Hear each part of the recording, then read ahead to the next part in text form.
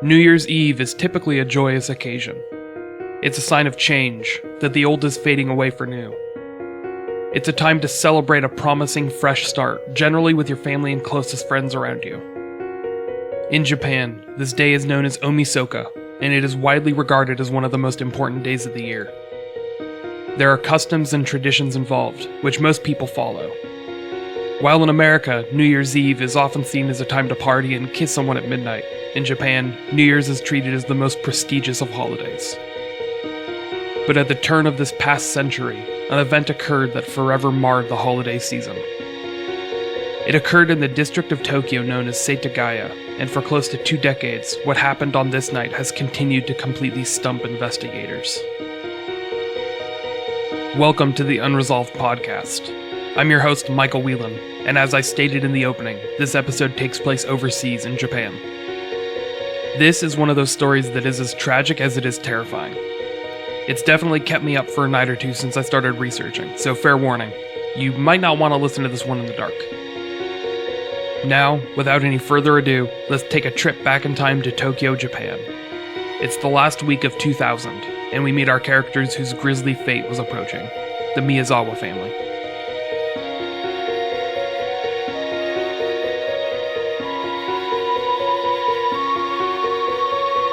In Japanese culture, they celebrate the end of a century differently than most.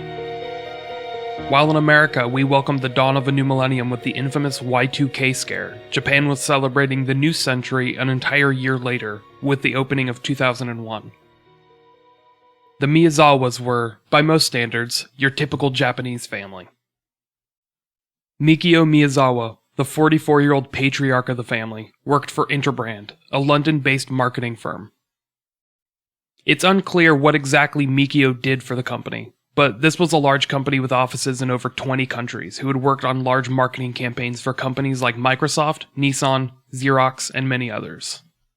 Heck, the year before in 1999, Interbrand was the company responsible for branding the term Wi-Fi, just to give you some color about what they did. Fellow employees at Interbrand described Micheal as congenial. They claimed that he was, quote-unquote, the kind of guy that got on well with everyone. Definitely not the sort of person to make enemies. Yasuko Miyazawa, the family's 41-year-old mother and wife, was very much the same. Seen as kind and compassionate by everyone, she was a teacher that spent a lot of her time with the couple's 2 children, 8-year-old Niina and 6-year-old Rei. Niina, the daughter, was in the 2nd grade, and was by all accounts a typical little girl. She was playful, she was fun, she enjoyed soccer and ballet, both of which she was very active in. Rei, the youngest of the family, had been going through an issue lately. He had a speech impairment, which had been causing the family a fair amount of stress. Apparently, they had started to seek out professional help for the matter, but it was still a very real concern for them. Micheal and Yasuko Miyazawa had moved into their Setagaya-based home in 1990. At the time, it had been a burgeoning development with over 200 families, and it seemed like a nice enough area to raise a family. Setagaya was one of Tokyo's 23 districts, and it was the 2nd largest of all of them, located just southwest of the main city. Just a short distance away from the Tokyo Bay, Setagaya is a very residential-looking area that stands out from its busy, cramped surroundings. The Miyazawa family home was an interesting thing in and of itself. The home was a shared building that was split into 2. So on the outside, it looked like one house, but it was much closer to a duplex than anything. It allowed the Miyazawas to live right next door to Yasuko's family, her mother mostly, but also her sister and her brother-in-law, who lived with her during this time period. This allowed a total of 7 family members to live in this shared domicile, although there was no internal connection between the 2 houses. To get from one side to the other, you needed to go outside and enter through the front door. The most impactful fact of the house, though, was the park right behind it. This park had been there for years, but the city had been planning on expanding it. This meant that most of the Miyazawa's neighbors had been moving out in recent months, in order to make way for this expansion. The community that had once contained over 200 families had now been narrowed down to just 4, the Miyazawas and their relatives living next door, and 2 other families that lived on that street. Besides them, it was basically a ghost town of a neighborhood full of empty houses. Most of the activity in the area was happening in the skate park right behind the Miyazawa family home. This was the busiest part of the ever-expanding park, but led to some issues for the Miyazawa clan. See, the skate park was located directly behind the house, separated only by a fence. In the week leading up to New Year's Eve, Mikio had confronted a group of loud and obnoxious teenagers at the skate park for making too much of a racket. At around the same time, a witness reported seeing him confront a group of young rebels that belonged to the Bosozoku, a Japanese motorcycle gang of sorts. Due to the increased foot traffic of the park right behind them, which the city was planning on expanding even further, the Miyazawas were one of the last families to make plans on moving. It was December of 2000, and in just a few months they would be moving to another house in the area. So all they needed to do was rough out the skate park hooligans for a few months, and then they wouldn't have to worry about it ever again. Unfortunately, they would never get that chance. The week before New Year's Eve would be known for some other unusual experiences for the Miyazawa family, besides the encounters with hooligans that Mikio had to deal with. Apparently in the summer months, the community had started to notice some of the area's animals being physically tormented. There are rumors that rodents had been found, having been killed, and even the local cats, mostly strays, had been tortured.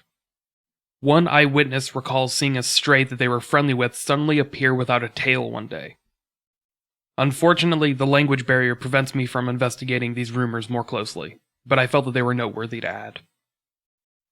On December 25th, Christmas Day, Yasuko mentioned to her father-in-law that a strange car had been parking in front of their house. This had happened on not just one occasion, but several, despite the fact that there was other parking nearby which wouldn't require the person parking to jump over a fence to get into the park. 2 days later, on the 27th, a man estimated to be in his 40s was seen walking around the Miyazawa family home by an eyewitness. A seemingly innocent thing, as the park nearby ensures that people would be in the area for a variety of reasons, but in retrospect looks suspicious. On December 29th, just days before the dawn of the new century, a man was spotted in the nearby Seijo Gakuenmei station, which is just a few miles away from where the Miyazawa family was living. This man was wearing a quote-unquote skater type of outfit, which an eyewitness recalled as being odd due to the weather. They thought that this man, who was wearing a backpack, looked very underdressed. It was also on this day, the 29th, that police believe a man matching this rough description purchased a sashimi knife from that same shopping area. It was apparently the only one purchased at this supermarket on this day, so it was relatively easy to trace. On December 30th, a man also matching this description was spotted near Singawa Station, roughly a mile away from where the Miyazawas lived. This unknown subject was stated to be in the age range of 35 to 40 years old, and appeared to be getting closer and closer to the Miyazawa family home in Setagaya. Unbeknown to them, Saturday, December 30th would be the last day for the entire Miyazawa family. They went about their daily business, preparing for the pending holiday. There was a festive cheer in the air due to the upcoming New Year, which brought with it the fresh start of a new century. Sometime in the early evening, at around 6 p.m., the family went shopping. We can't be sure whether all 4 members of the family went, but an eyewitness recalled seeing them at a nearby shopping center at around that time. Another neighbor, who drove by their house that evening, recalled seeing the family car missing at around 6:30, leading to the story's credence. At around 7 o'clock that night, Yasuko called next door to her mother. The family often used the phone to speak to one another, viewing themselves as neighbors. The conversation itself was likely something mundane, and most possibly was Yasuko asking her mother if she wanted to visit with their granddaughter. This is corroborated by Niina going next door to watch a recorded TV program until 9:30 p.m. or so. Up until this point in the night, everything was relatively normal for the Miyazawa family. The last recorded activity we have of the Miyazawa family is an accessed email, which was read at around 10:38 that evening.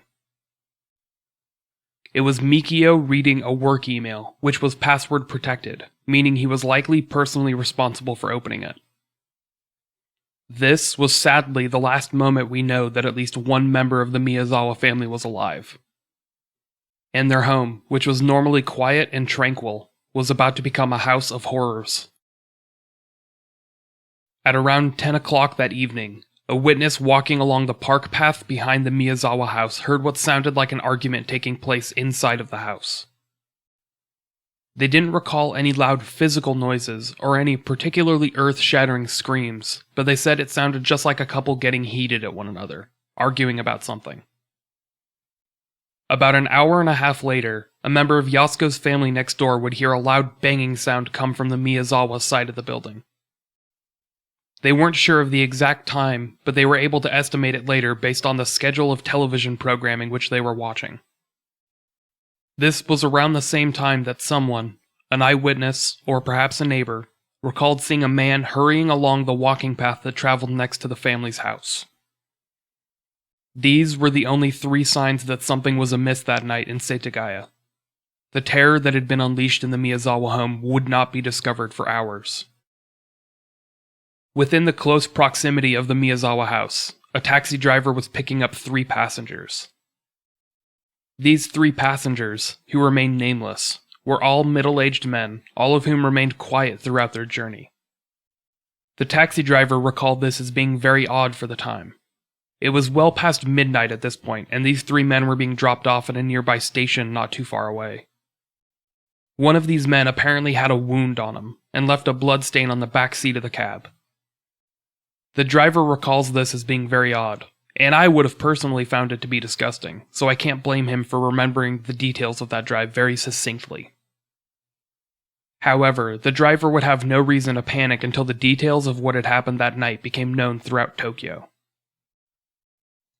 The next morning, on New Year's Eve, Yasuko's mother tried calling her daughter's family to make plans for later that afternoon.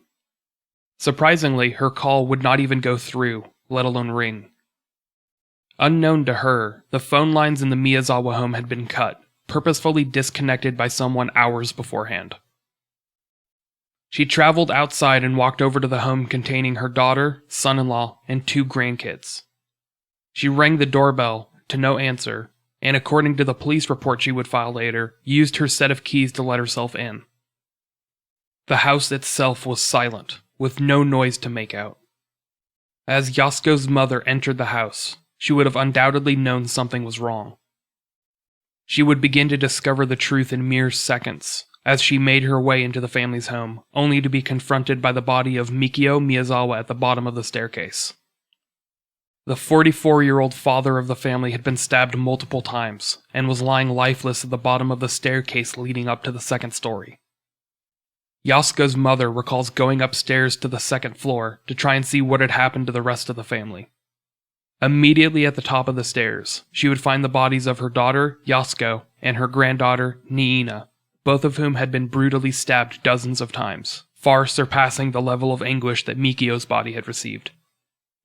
Yasuko's mother recalls putting her hands on the bodies of her daughter and granddaughter, perhaps out of sorrow or maybe even hope, trying to see if there was a chance that either were still alive.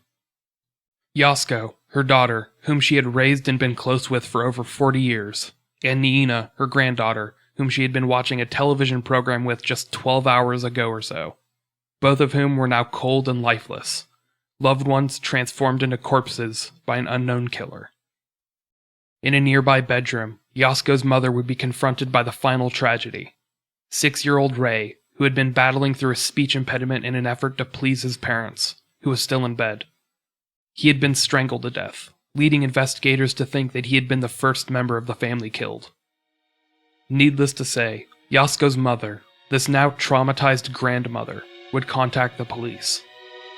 But the things she had seen could never be unseen, and nothing would bring back the family she had just lost.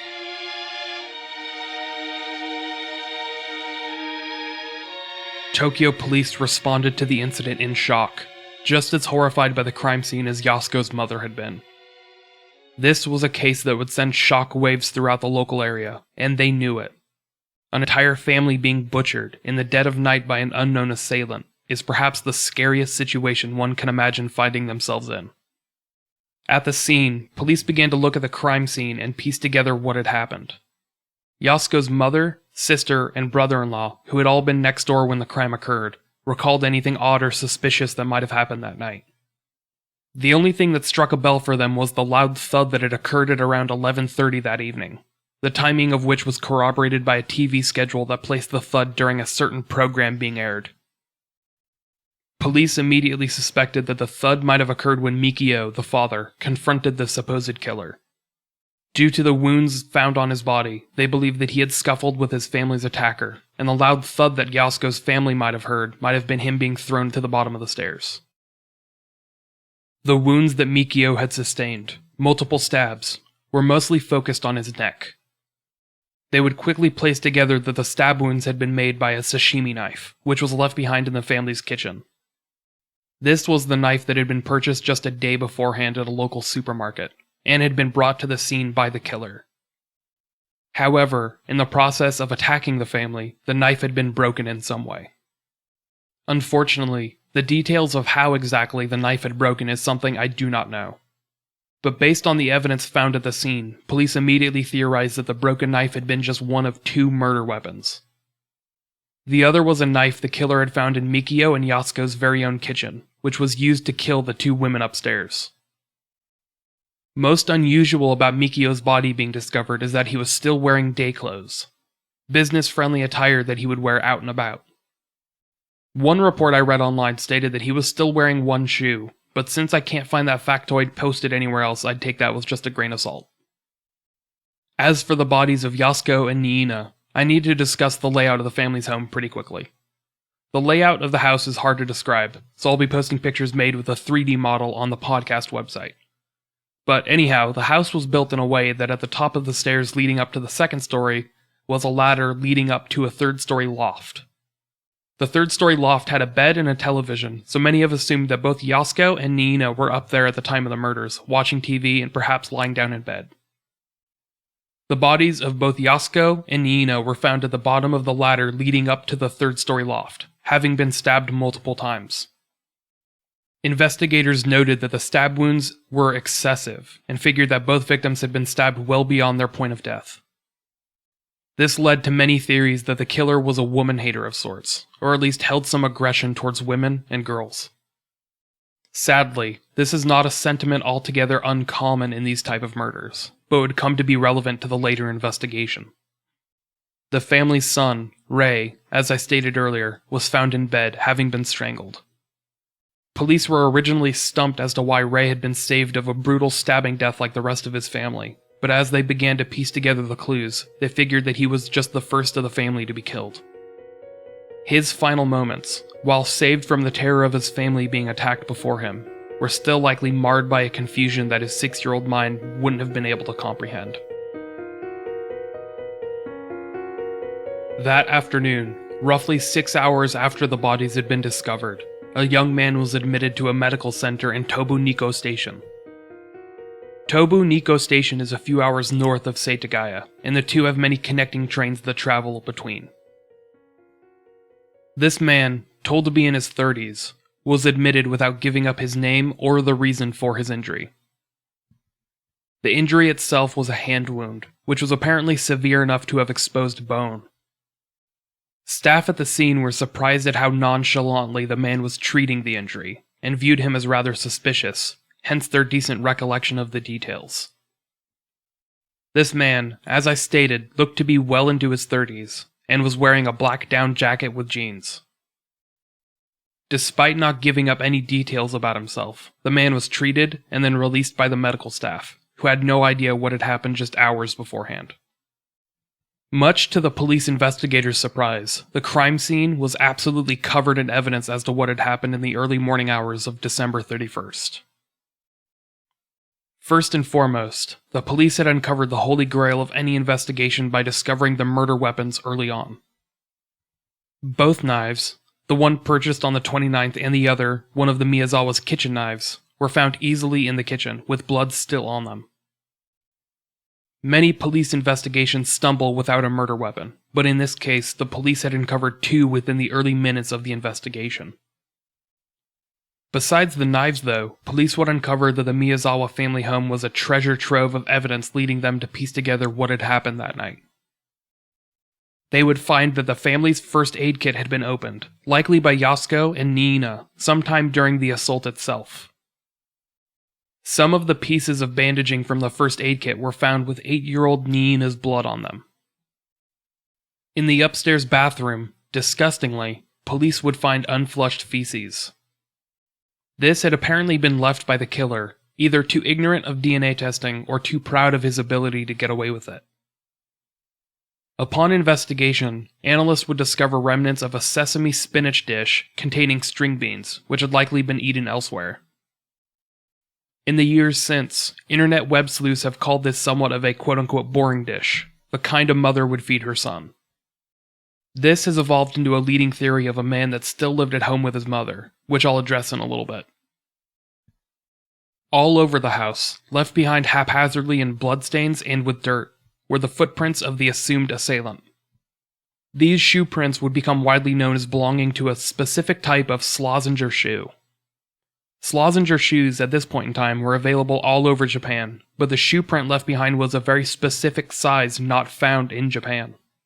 This shoe size was a Korean shoe size, and the shoe would have most likely only been found for sale in South Korea, which jump-started many theories about the killer's ethnicity. Other than the bandages from the first aid kit used by 8-year-old Nina, there were also towels and women's sanitation towels which were found with unknown blood on them.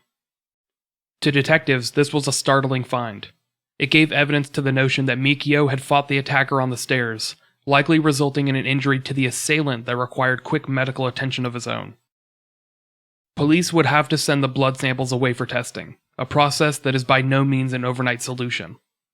Until then, they would have to keep searching for evidence, which the killer had left behind, almost as if intentionally.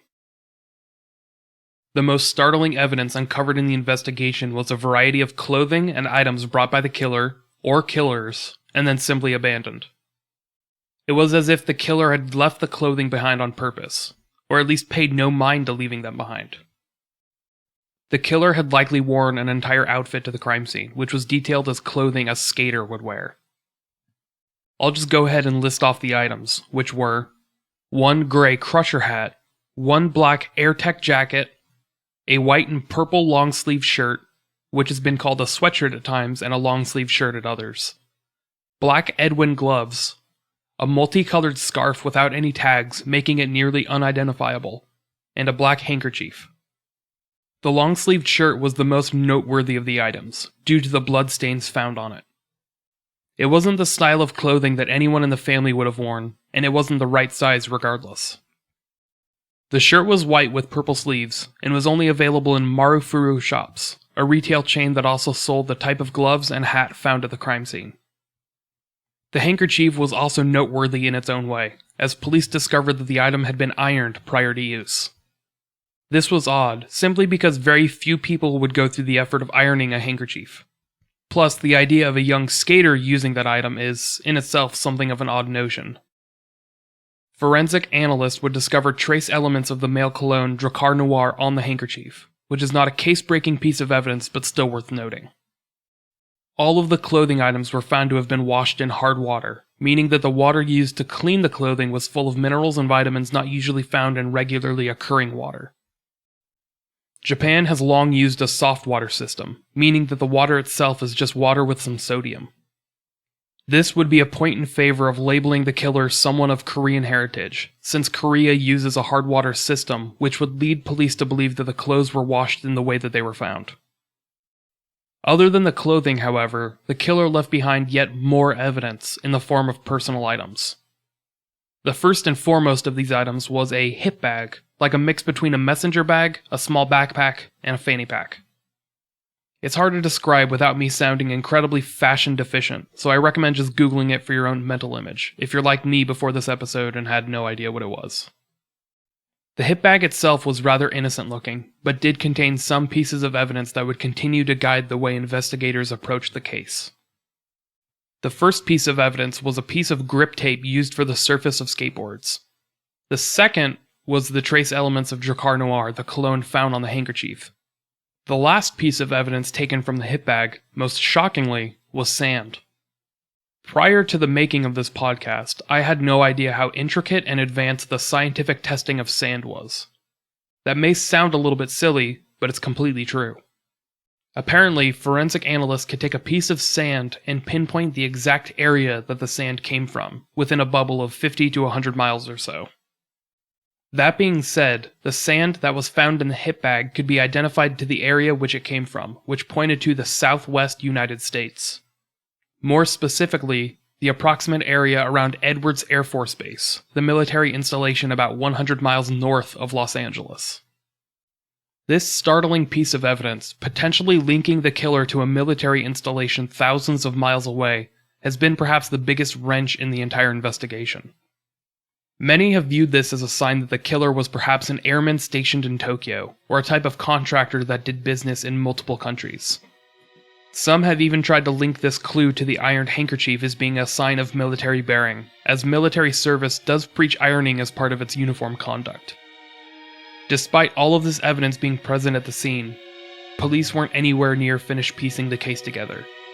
There would still be many more revelations to break in the case, and there wasn't even the sign of a solid suspect on the horizon.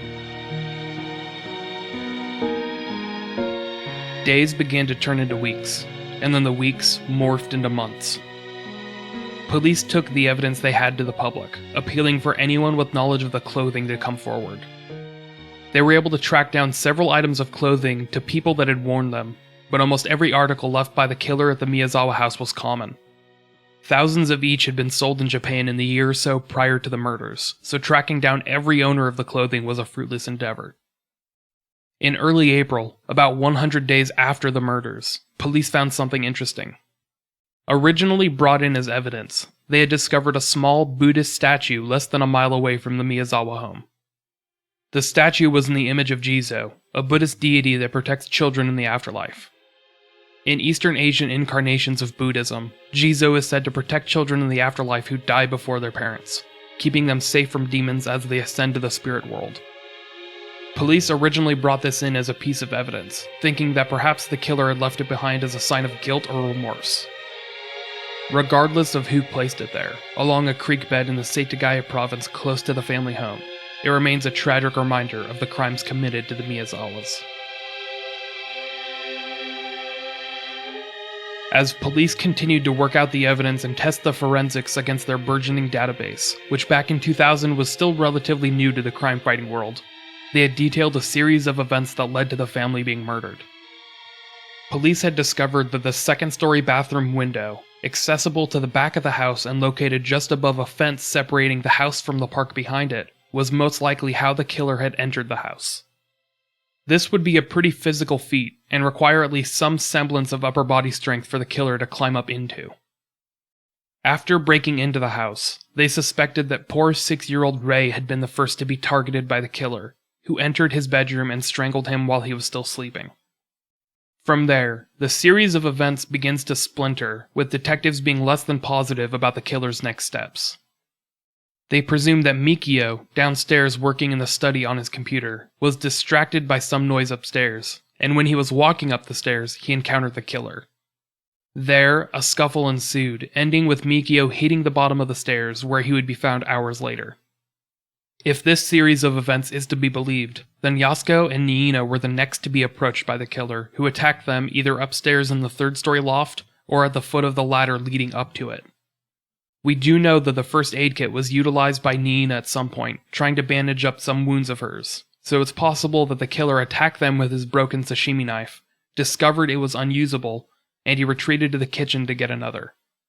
It was during this pause that the pair of Yasuko and Niina tried to get some medical attention for her, believing that the killer had run away for good, because why else wouldn't they have alerted the authorities immediately? Then, if this theory is what happened, the killer returned with his new weapon to finish off the family, killing the pair at the bottom of the ladder leading up to the third-story loft. Personally, I find it much more likely that the killer attacked 8-year-old Niina after killing her brother, and the girl was possibly with her mother at the time. This was perhaps when Micheal heard the struggle going on upstairs, and rushed up there in an attempt to draw the killer away from his family, unaware that Ray had already been murdered. Their scuffle led them to the stairs, where the killer managed to inflict the fatal wounds on Micheal, but also broke his murder weapon and suffered an injury of his own. Now close to the family's kitchen, the killer then went into the kitchen to fetch his new murder weapon, then went back upstairs to finish off Yasuko and Niina, who had been trying to heal Nina's injuries with bandages from the first aid kit. They were maybe heading up to the loft to try and hide from the killer, hoping that the ladder could be drawn up behind them. However, police would discover in their reenactment of the crime that the killer had not left after murdering the family of 4. He would end up staying in the family's home for hours. Evidence led police to the notion that the killer, instead of fleeing immediately after killing the entire Miyazawa family, had decided to stay in the house as an unwanted houseguest. He had not even gone through the trouble of covering up the 4 family members' bodies, but decided to make himself comfortable for the evening. This unknown subject had apparently napped on the family's living room sofa, which was one of the oddest developments in the story itself. Usually, suspects flee from the scene as soon as they can, as each minute increases the odds of being discovered, but this killer had seemingly savored the intimacy of living in the victim's home for a night. The killer of the Miyazawa family had helped himself to food from the family's fridge, namely ice cream. Police would eventually discover 4 ice cream wrappers, also referred to as popsicle wrappers in some of the sources, with the supposed killer's fingerprints on them. These fingerprints matched up with other fingerprints left all over the house, which did not belong to any of the family members present. This unknown subject had also used the family's computer, which was located in the downstairs study. They discovered that the computer had been accessed in the early morning of December 31st, specifically at 1:18 a.m., an hour or two after the family was likely murdered. The suspect had visited a website previously bookmarked by Micheal, belonging to the Shiki Theater Company. You see, Micheal had a history of working with theater, as it had been a passion of his, so one has to wonder if this was some sort of sick joke on behalf of the killer, or perhaps even the family was murdered hours after many believed them to be. However, at 1:18 in the morning, someone definitely visited that website and attempted to buy tickets for a show, and the odds remain heavily stacked in the favor of the killer being the one to do so. The killer had apparently also logged on hours later, at approximately 10:05 in the morning, to browse the website of Micheal's company, Interbrand, and the school that Yasuko taught at. Strangely, the killer only browsed websites that the family themselves had bookmarked, perhaps to try and relish being in the intimacy of their home. After using the computer for a grand total of 10 minutes, the killer had then unplugged the computer from the wall. Throughout the night, the killer had gathered an assortment of the family's ID and credit cards, which were all found sorted in the family's living room, nearby the sofa that the suspect had slept in. This was very odd, and many have theorized that this was an attempt by the killer, or killers, to try and guess the PIN codes needed to use the credit and debit cards. Once he left the scene, he was unlikely to try and keep guessing and risk exposure, so he left them all behind. Before leaving, this unknown subject had also gathered an odd variety of the family's belongings and garbage and put them in the bathtub, for whatever reason. These items were mainly garbage, such as ice cream wrappers or advertising leaflets that had been cut up, but also contained some of Micheal's work receipts and Yasuko's school documents, along with some feminine sanitary items that contained the killer's blood. Many have wondered exactly why the killer would leave such an odd grouping of junk in the bathtub, but have figured that he maybe meant to do something with them and just forgot. Perhaps he had meant to let the items soak before being discovered, in an attempt to destroy evidence, unaware that he had left boatloads of it throughout the rest of the house. After sleeping in the Miyazawa home for a few hours, police suspected that the killer had stolen some money from the family, approximately 150,000 yen. That's roughly the equivalent to a little over $1,000 in American currency.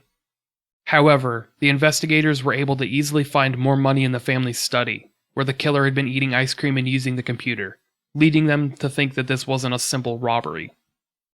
Also, if this had been a robbery, the killer might have stolen some valuables, but it looked like the family belongings were all left behind. The only item believed to be missing was an old jacket, which had belonged to Micheal, but that was about it. When Yasuko's mother had entered the crime scene, she had recalled the front door being locked. This led police to think that the killer had left in another way, perhaps back through the second-story bathroom window that he entered. But over the years, Yasuko's mother has become less than certain that the door was locked when she arrived, and it has never become absolutely clear how the killer left the scene of this heinous crime. Over the years that have passed since this crime was committed, nearly 16 as of the recording of this episode, pieces of supposed evidence have been bandied about by internet web sleuths in an effort to find answers. But, unfortunately, some of these clues have been proven to be entirely false, simply items that were falsely reported by investigators or misinterpreted altogether. The first of which would be postcards, which were reported as being missing from the family's home in the days after the murders. Early on, reports came out that the family's holiday greeting cards, sent out by family and friends in the weeks before the crime, had been stolen by the killer. I've seen this brought up a lot on the internet message boards, but I hate to say that it is patently false. The missing postcards had simply been taken by an investigator who was following up with the family members and friends that had sent the cards to the Miyazawas. After all, where do you start any criminal investigation? With the people closest to the victims. The postcards never went missing per se, because they were always in the possession of law enforcement. The second piece of evidence that has since been discredited is the trace amounts of red dye found at the scene. For years, people have used this factoid to point to the killer being involved in the meth trade, or perhaps even trying to link the Miyazawa family themselves to producing methamphetamine in their basement. Web sleuths have often linked the red dye to red phosphorus or red iodine used in the manufacture of meth. Sadly, the trace amounts of red dye turned out to be an ingredient commonly found in red highlighters, which could mean anything.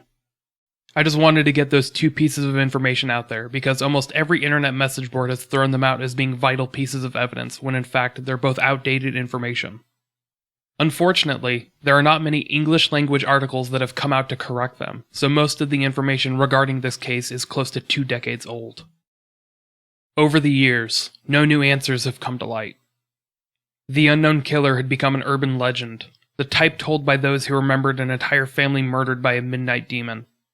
We have our fair share of those in the Western Hemisphere as well, offenders whose antics became larger than life in the retelling of their stories. But in 2006, forensic testing had progressed to the point where investigators could bring this demon back to life. Or at least, take him from the mid-2000s zeitgeist of the Setagaya district and transform him back into a mortal man, made of flesh and bone. Using the blood left on towels and feminine products at the scene, DNA genome testing had been utilized to find out exactly what kind of person this killer was, and the results were pretty unexpected. Police discovered that the likely killer of the Miyazawa family was mixed race, and probably not a Japanese citizen. The unsub's parents had belonged to 2 varying cultures, one of which was Eastern Asian, and the other was of Southern European descent. The killer was a male of Asian extraction, a police source told the magazine Japan Today. His DNA carried a marker from his father that occurs in 1 out of every 13 Japanese, 1 out of about 10 Chinese, and 1 in every 5 or so Koreans. Based on mitochondrial DNA, his mother had an ancestor originating from the southern Mediterranean area, probably around the Adriatic. Just to clarify that statement a little bit, there is a chance that the perpetrator of this violent act is a Japanese citizen, but with fingerprints not matching up with anything over the past 16 years, those odds are slim. In the years after September 11th, countries around the world have made it a priority to obtain fingerprints for anyone entering their borders, to catch criminals such as this. The odds of someone committing this crime and then not showing up on anyone's radar, or at least committing a similar crime, are pretty small. But the DNA does not lie. This unknown killer has a mother whose heritage lies in Southern Europe, perhaps Hispanic, and whose father is Eastern Asian. The only true inconsistency comes from trying to guess the overall heritage of the father, seeing how the genome found is prevalent in Koreans, but is also found in those of Chinese and Japanese descent. However, besides the potential DNA, we also know a few other facts about the killer. We know that he stands about 175 centimeters tall, roughly 5'7", which was discovered by matching up the clothing he left at the crime scene. He wore a Korean-specific size of shoes, totaling in at about 27.5 centimeters long, just under 11 inches. And based on the blood recovered at the scene not matching with the family, he was of the blood type A. Of course, we know these details about the killer, but he has somehow found a way to escape justice for 16 years now.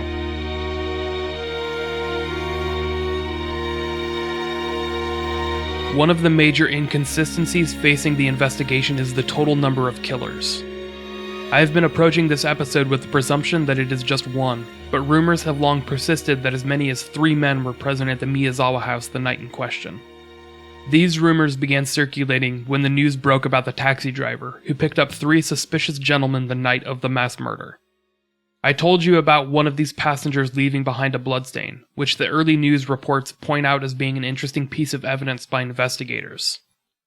Those reports hinted at the police trying to test that bloodstain with the evidence left behind at the crime scene, but in the years since there has been no word on whether or not it matched up with anything whatsoever. One has to assume that it turned out to be a false lead, or led to a dead end for the investigation. However, it is possible that the theory of 3 killers marred the early investigation and focused the detectives in on the wrong angle. These rumors perhaps mingled with Micheal Miyazawa's alleged spat with skateboarders and bikers, and the police may have spent a good amount of time following that angle. After all, the killer was wearing clothes familiar to skateboarders, but theories over the years have considered this perhaps a careful ruse. If the killer was someone who had planned on killing the Miyazawas in advance, wouldn't it be a good cover to wear the uniform of the people that the patriarch had been publicly spatting with? In the early reports regarding the investigation, journalistic sources claimed that police were also investigating whether or not the killer had left sometime during the night and returned. In the early reports regarding the investigation, journalistic sources claimed that police were also investigating whether or not the killer had left sometime during the night and returned. I haven't seen this backed up by any of the evidence, but it would also fit in with the multiple killer theory. What if, instead of leaving, there were 3 people at the crime scene, with one entering through the second-story window and letting the other 2 in later? That being said, this is just a theory. There has been no evidence to presume that 3 killers were involved with the crime, or conspired to kill the Miyazawa family. Besides the rumors regarding there being 3 killers, there have been a few other strong theories to crop up over the years. I addressed the first earlier in the episode, but it regards the killer being a member of the military in some fashion. Evidence found in the hip bag left behind by the killer points to an area in the US Southwest, just north of Los Angeles, which leads us to Edwards Air Force Base. There has been a decent US military presence in Japan for decades now, and it's quite easy to make the assumption that someone who had gone through training at Edwards Air Force Base would then be stationed at Yokoto Air Base, located just 40 minutes west of the Setagaya district. However, it is also worth articulating a counterpoint, that the evidence found in the hip bag, some sand, could also be an accidental misdirection. It is very possible that the bag itself had been obtained secondhand by the killer, as many skateboarding items are. Purchased in a thrift shop, or at a used skateboarding shop, or even on a site like eBay, which was very active at this time in late 2000. I have not been able to discover whether or not the Tokyo detectives handling the case have been able to double-check the fingerprints with military systems throughout the decades, but it stands to reason that there wasn't a lot of crossover in the years before 9/11. Another major theory regarding the killer is that he was a traveling vagrant who utilized the train system to make his escape. This is due to the Miyazawa home being located in Setagaya, a large district of Tokyo with easy access to several train systems, a couple of which were less than a few kilometers away. That, paired with the knowledge that an unnamed man who was treated at a train station's medical center just a few hours away, has led many to believe that he might be a wandering criminal who simply took advantage of the situation. And of course, I'd be remiss if I didn't throw out the most probable backstory of the killer. That he was someone the Miyazawas were personal with. Or he was one of the skaters that Mikio had picked a beef with in the weeks before his untimely demise. This is very much a real possibility, and one I avoid because of how quote-unquote easy it is to throw out there. In December of 2015, noted true crime author Fumiya Ichihashi published a Japanese-language book titled, in English, The Setagaya Family Murder Case. In this book, he details his alleged suspect, a man he calls R, who was a former member of the South Korean military. Ichihashi utilizes evidence found at the scene, including dirt left behind that he traced back to a Korean province which R lived in. Ichihashi also claims to have obtained the fingerprints of the suspect, which he alleges match up perfectly with those left behind at the crime scene. Only time will tell whether this book leads to any answers, but the truth is that over 250,000 Japanese police officers and investigators have been involved with the investigation over the past 16 years.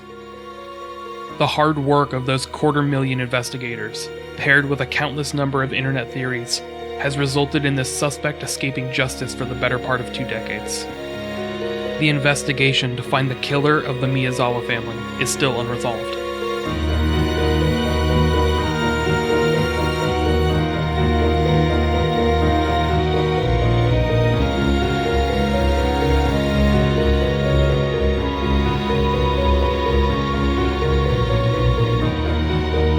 Well, thank you for listening to yet another episode of the Unresolved podcast. I can't thank you enough for doing so, and I encourage anyone who enjoyed listening to leave us a good review on iTunes. I'd really appreciate it, as it would help get the podcast a little bit more exposure. If you'd like to keep in touch with the podcast, you could check us out on Facebook, at UnresolvedPod on Twitter, or send us an email at theunresolvedpodcast@gmail.com. You could also check out the podcast blog, which is at theunresolvedpodcast.com. There, I post transcripts for each episode along with photos, maps, graphs, sources, and anything else applicable to the story that I mention. You could also find links there to anything involving the podcast, including the Patreon and PayPal page. Anyhow, thanks again for listening. I'm feeling really good about the second season and hope to keep the momentum going. By the time you're hearing this, Tyson and I should already be neck deep in the next episode, which is branching out into unfamiliar UFO territory just a little. Until next time, stay safe, and remember to lock your doors and windows at night. Talk to you later.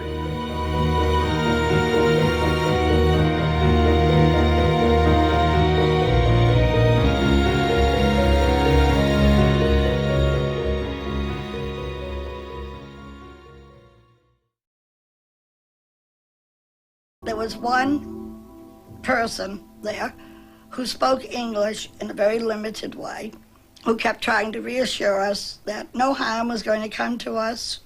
They just wanted to do some simple tests. They did not all look alike. They ranged in height, probably 4 to 5 feet. As far as appearance, they had no hair and no protruding part of the ear. They had large eyes, small nose, thin slit for a mouth. They were all basically dressed alike in a one-piece dark outfit, but some were wearing jackets, but not all of them. Some were wearing caps, but not all of them. If you've been abducted, you know something unusual has happened, you go to the police. Every real abduction I've worked with has gone directly to the police within 5 hours. And not only that, these people who think they've been abducted and haven't, on real abductions, they always take some possession belonging to the person. About 6 weeks after our abduction, Bonnie and I came home one night, and on the kitchen table was a pile of dry leaves and my blue earrings I was wearing that night. So we knew, they knew where we lived.